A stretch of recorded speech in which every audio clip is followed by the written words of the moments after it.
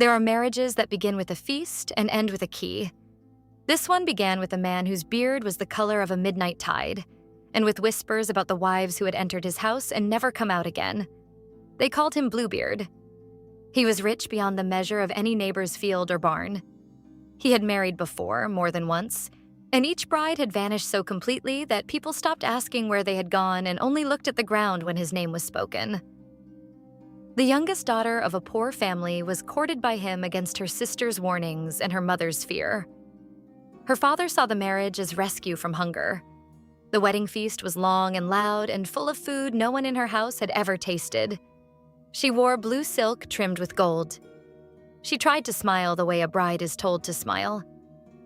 Then Bluebeard took her to his chateau, and within a week he left on a journey he would not explain, and he gave her every key in the castle but one.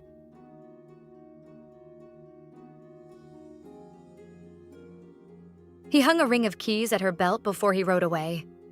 Iron keys for the storerooms, a key for the chapel, a key for the jewel cabinets where pearls lay in drawers like cold white teeth, a key for every door in the great house except the smallest door at the end of the gallery, set in darker wood than the rest, with no carving on it at all.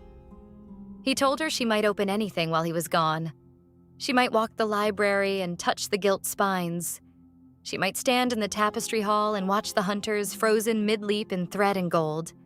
She might eat from the kitchens and sleep in the bed that had been prepared for her. Only that one closet, he said, must stay shut. If she opened it, she would regret it more than any regret she had ever known. The servants bowed and vanished into their work. The chateau was full of luxury and empty of company. Her sister Anne had come with her to keep her company in her husband's absence. The days passed. The forbidden door remained closed until the afternoon when curiosity, which is only another name for the need to know whether you are safe in a house, became stronger than fear.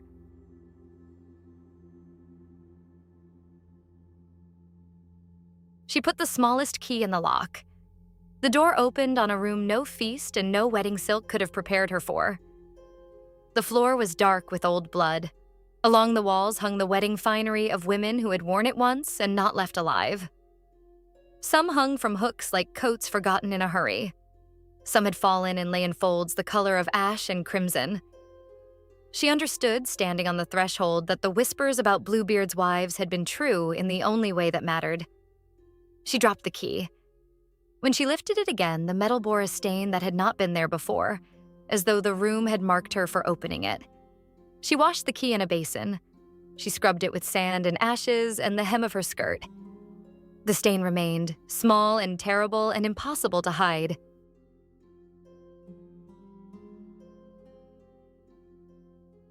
Bluebeard came home that evening.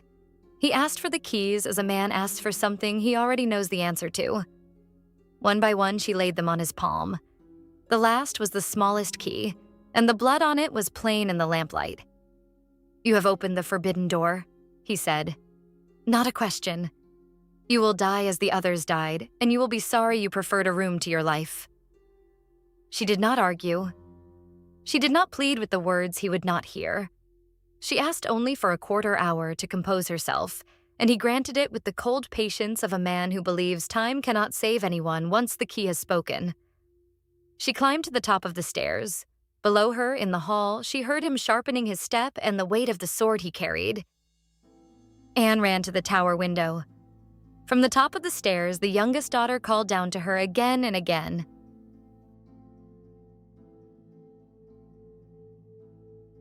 "Sister Anne, do you see them yet? Do you see my brothers coming?" Anne looked along the road. Nothing but the sun on the grass and the dust lifting in the heat. "Do you see anyone coming?" "Nothing yet, sister." "Nothing." Bluebeard shouted from below. He was tired of waiting. He was tired of mercy he had never meant to give. He began to climb. Anne looked again. "Sister Anne, do you see them yet?"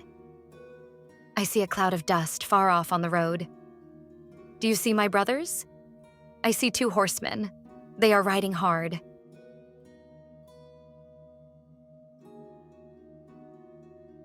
The brothers had been away when the marriage was made. They came now with the speed of men who did not know they were needed until the dust on the horizon became urgent. They burst through the gate. They took the stairs two at a time. What happened in the hall below is told quickly in the old versions and not shown in the polite ones. Bluebeard fell. The sword clattered. The youngest daughter came down the last steps alive with her sister's arm around her and her brother's between her and the body. The wives in the forbidden room were buried with what honor the chapel allowed. The chateau passed to the survivor. She did not keep it out of love for the house.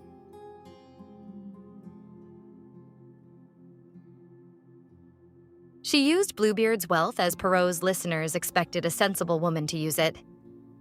She gave her sister a dowry and a marriage that did not depend on fear. She bought commissions for her brothers. She married in time a man who did not ask her to prove her obedience with locked doors. Some tellings end by scolding women for curiosity. This telling ends elsewhere. It ends with a key that could not be cleaned, and with a door that was opened because a person in a rich house had the right to know what kind of man had brought her there. It ends with sisters watching the road and brothers riding hard enough to matter. The forbidden room stood empty at dawn. The chateau waited on the hill, quiet as any house whose worst secret had already been spoken aloud. This was Forgotten Fables. This was Bluebeard. The tale Charles Perrault set down in 1697, and the one the world still knows by name. Follow the channel when you want the next story the loud world forgot.